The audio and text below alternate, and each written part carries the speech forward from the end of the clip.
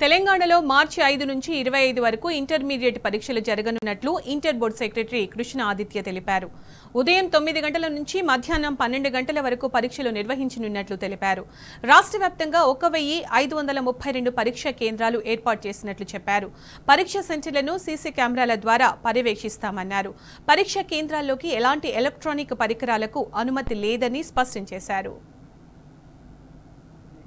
March 5 5వ తారీఖు నుంచి మొదలవుతున్నాయి. ఎగ్జామినేషన్ టైమింగ్స్ ఉదయం 9 గంటల నుంచి 12 గంటల వరకు. రాష్ట్రం మొత్తం మీద తెలంగాణ రాష్ట్రం మొత్తం మీద 1532 సెంటర్స్ ఏర్పాటు చేయడం జరిగింది.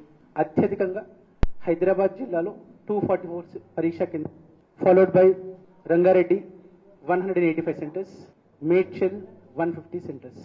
హాల్ టికెట్స్ అన్ని కూడా విద్యార్థులకు లైవ్ చేశాం.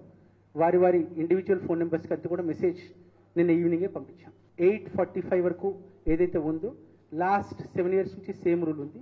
కానీ ఖచ్చితంగా ఒకవేళ విద్యార్థి 8:45 to 9 వచ్చినా పర్మిట్ చేస్తాము. పిల్లలు ఒక 15 minutes ముందు వచ్చినట్టయితే ఓఎంఆర్ షీట్ ఏదైతే ఉందో ఫిల్ చేసుకోవడానికి సఫిషియంట్ టైం ఉంటుంది, వారికి ఇబ్బంది కాదు. 9 తర్వాత కూడా 1 or 2 minutes గ్రేస్ టైం ఖచ్చితంగా విద్యార్థులకు ఇస్తాం.